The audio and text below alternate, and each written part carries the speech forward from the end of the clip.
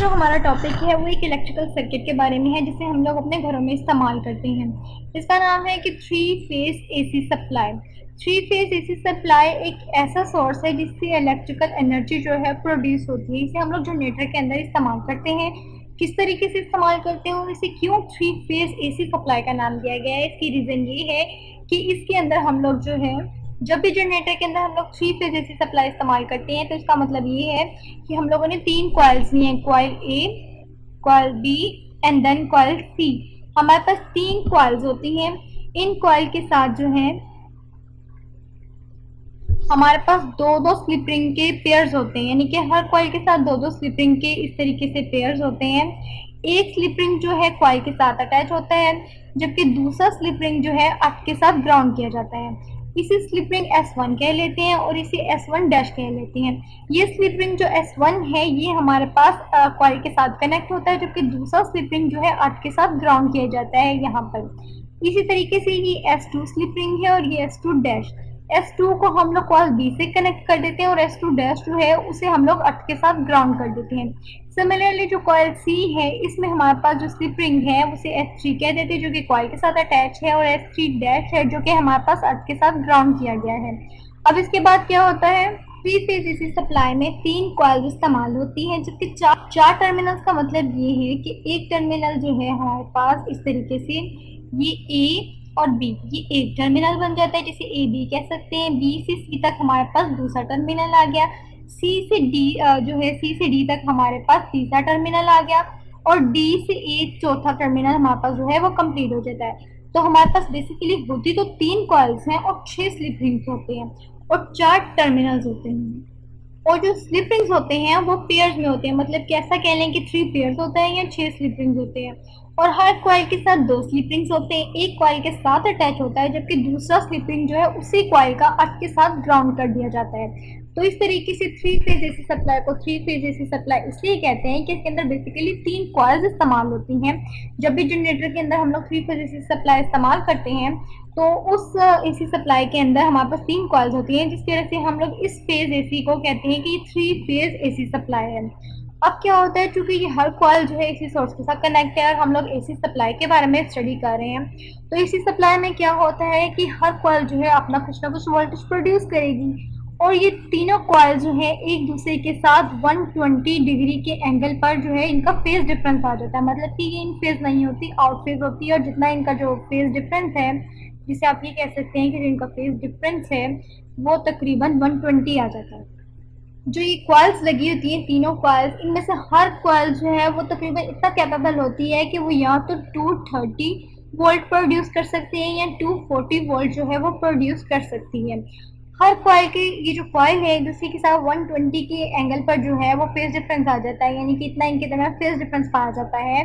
तो इनमें से जो वोल्टेज प्रोड्यूस होता है, कॉइल 1 का जो वोल्टेज है वो बिल्कुल ही जीरो प्रोड्यूस होता है, यानी कि कॉइल ए का अगर मैं वोल्टेज लूँ तो वो जीरो प्रोड्यूस होता है। कॉइल बी का जो वोल्टेज है वो तकरीबन 120 आ जाता है, जो कि 120 फेज डिफरेंस पर आता है। सिमिलरली कॉइल सी का जो है वो 240 हो जाता है। अगर मैं इनकी जो है इनकी जो वोल्टेज है उनको वेक्टर डायग्राम से रिप्रेजेंट करूँ तो ये हमारे पास जो है ये लाइन आ गई। इसको थोड़ा सा सही करके बना लेते हैं ताकि हमारे पास जो है वोल्टेज का फेज डिफरेंस इजीली हमें समझ आ सके। तो हम इसे कुछ इस तरीके से बना लेते हैं स्ट्रेट करके कि ये हमारे पास जो है ये स्ट्रेट लाइन है।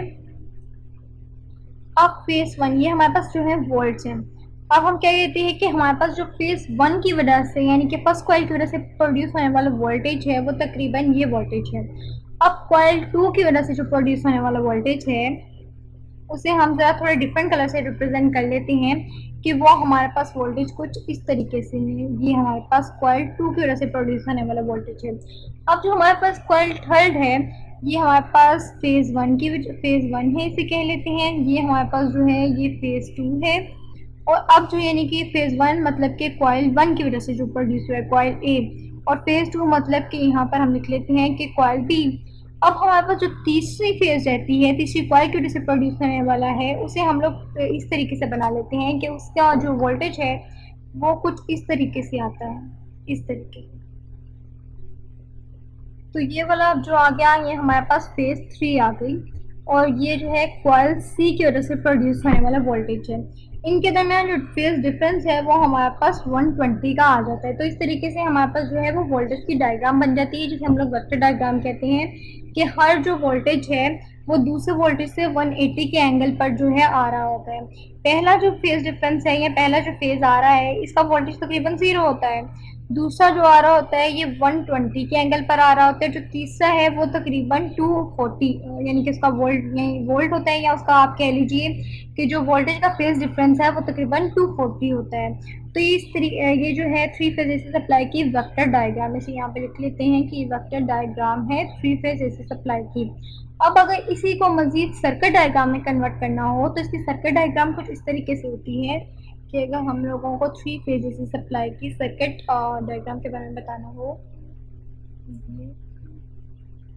उसकी सर्किट डायग्राम के बारे में बताना हो तो सर्किट डायग्राम कुछ इस तरीके से होती है कि ये हमारे पास ए आ जाता है।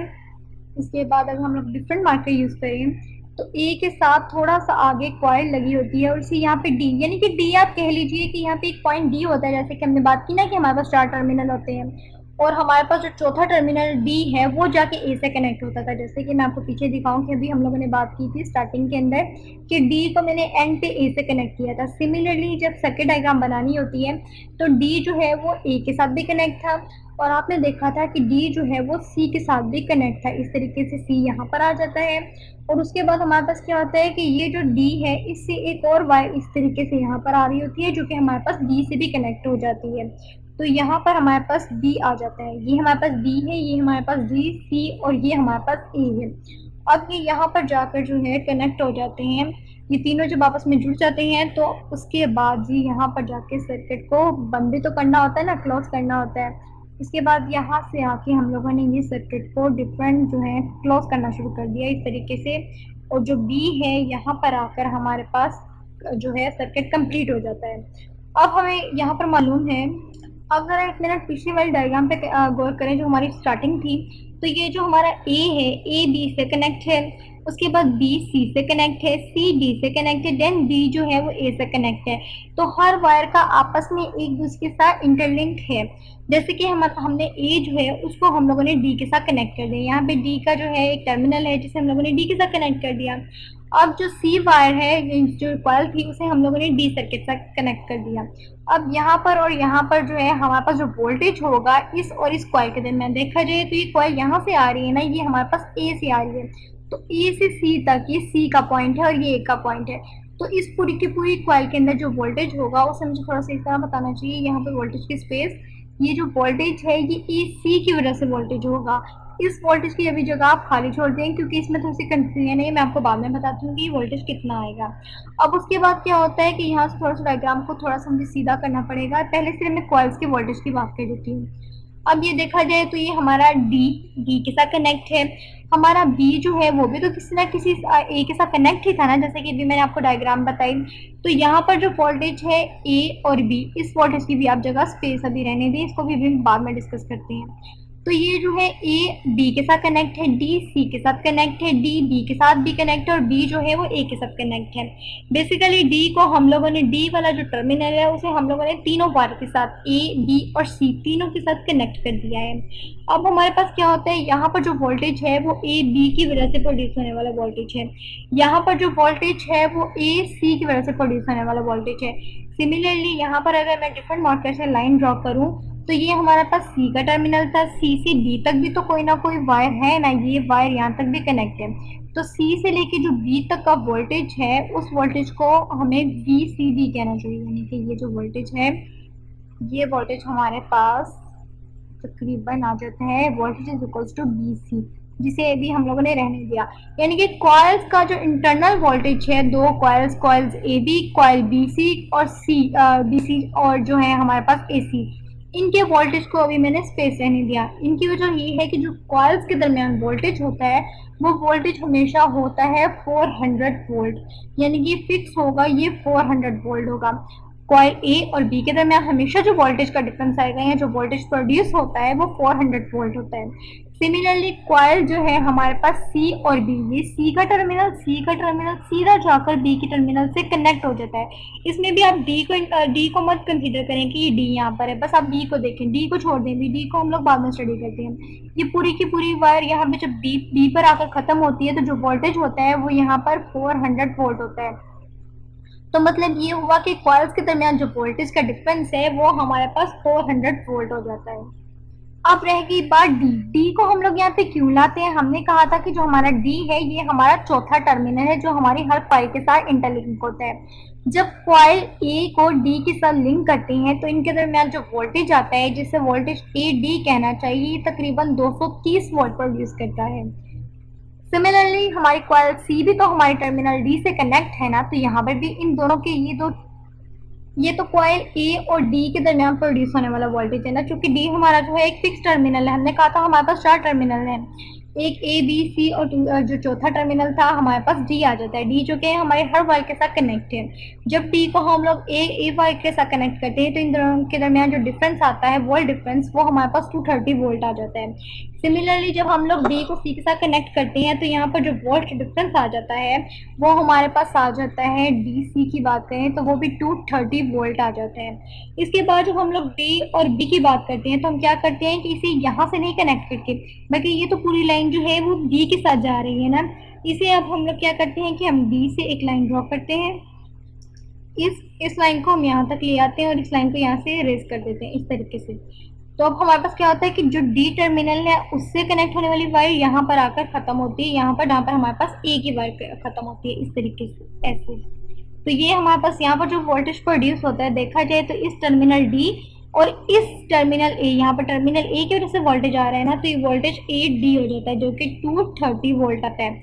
और इसी तरीके से जब हम लोग बात करते हैं वोल्टेज बी डी की, तो आपको मालूम है कि ये जो है हमारे पास डी आ रहा है और यहाँ पर हमारे पास टर्मिनल बी है, तो यहाँ पर जो वोल्टेज बी डी की वजह से प्रोड्यूस होता है वो भी 230 वोल्ट होगा। तो इसका मतलब तो ये हुआ कि एक टर्मिनल डी जो कि हमारे पास चौथा टर्मिनल है वो हर कॉइल के साथ कनेक्ट है, तो उस टर्मिनल और उस कॉइल के अंदर जो वोल्टेज का डिफरेंस होगा यानी कि ए और डी के दरमियान, ए और डी और सी के दरमियान, डी और बी के दरमियान और डी और ए के दरमियान, यानी कि इस टर्मिनल से हर टर्मिनल के साथ जो कनेक्शन है, इस टर्मिनल डी का जो है हर कॉइल के साथ कनेक्शन है, तो इस टर्मिनल से इस टर्मिनल तक का जो वोल्ट डिफरेंस है वो 230 है। इसी तरीके से इस टर्मिनल का जो डी के साथ डिफरेंस है वो हमारे पास 230 है।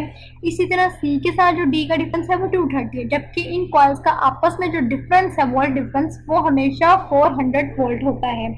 और एसी सप्लाई का हमारे पास ये तो सर्किट डायग्राम थी। अब इसको पढ़ने का मकसद कि हम लोग एसी सप्लाई क्यों पढ़ रहे हैं, हम लोग एसी सप्लाई इसलिए पढ़ रहे हैं कि 3 फेज एसी सप्लाई के बहुत ज़्यादा एडवांटेजेस होते हैं। सबसे बड़ा एडवांटेज ये होता है कि आपको मालूम है कि आप अपने घरों में बहुत से इलेक्ट्रिकल अप्लाइंसेस यूज़ करते हैं, आप मोटर है, condition, fan, light, refrigerator at a time use कर रहे होती हैं। तो एट ए टाइम यूज़ करने की वजह से वोल्टेज का बहुत ज़्यादा बर्डन एक ही वायर पर अगर पड़े तो शॉर्ट सर्किट हो सकता है, बहुत सा नुकसान हो सकता है, डेंजर हो सकता है, आपका सर्किट जो है वो जल सकता है। तो हम क्या करते हैं कि 3 फेज एसी सप्लाई इस्तेमाल करते हैं। उसमें क्या होता है कि हर कॉइल पर जो वोल्टेज है वो इक्वली डिस्ट्रीब्यूट हो जाता है, सारा का सारा बर्डन एक ही कॉइल पर नहीं आता, बल्कि आप अपने घरों में जितना भी वोल्टेज यूज़ कर रहे हैं, रेफ्रिजरेटर, एसी, जो भी अप्लाइंसेस आपने लगाए हैं उनका जो वोल्टेज है इन तीनों कॉइल्स के अंदर डिस्ट्रीब्यूट हो जाता है। और हर कॉइल की जो टर्मिनल की साइड्स हैं यानी कि हर कॉइल की जो साइड्स हैं उन पर जो वोल्टेज ड्रॉप है वो बहुत ही स्मॉल होता है, बहुत नेग्लिजिबल होता है। और इससे हमें क्या फ़ायदा होता है कि हमारे पास बहुत ज़्यादा हाई वोल्टेज होता है 400 वोल्ट जो कि कॉइल्स के दरमियान होता है, और इसे हम यूज़ करके जो है 234 जो है एसी सप्लाई हमें प्रोवाइड कर देती है, यानी कि बहुत ज़्यादा वोल्टेज 400 होता है इन कॉइल्स के दरमियान, जिसे यूज़ करके ये कॉइल्स जो है हमें 230 वोल्ट दे देती हैं। ये हमें एसी सप्लाई का फ़ायदा होता है कि इससे वोल्टेज जो है तीनों कॉइल्स के अंदर डिस्ट्रीब्यूट हो जाता है। हमारे इलेक्ट्रिकल अप्लाइंसेस को हम लोग हद से ज़्यादा भी इस्तेमाल कर सकते हैं और उनके जलने का जो है वो खतरा भी नहीं होता कि हमारा सर्किट जो है वो ब्रेक डाउन ना कर जाए, सर्किट जो है वो टूट ना जाए, जल ना जाए, सर्किट के ख़त्म होने का जो है सर्किट के बल्कि जलने का जो अंदेशा है वो कम हो जाता है। तो ये थ्री फेज एसी सप्लाई का था कि हम लोग इसे क्यों इस्तेमाल करते हैं, और उसके बारे में हम लोगों ने उसकी वेक्टर डायग्राम और सर्किट डायग्राम के बारे में और उसकी जो फेज डिफरेंस है उसके बारे में पढ़ा कि किस तरीके से ये तीनों कॉइल्स के वोल्टेज एक दूसरे से 120 के एंगल पर होते हैं, और इसे हम लोग क्यों घरों में इस्तेमाल करते हैं, क्योंकि इससे वोल्टेज जो है हर कॉइल पर इक्वली डिस्ट्रीब्यूट हो जाता है, जिसका हमें बहुत ज़्यादा एडवांटेज होता है।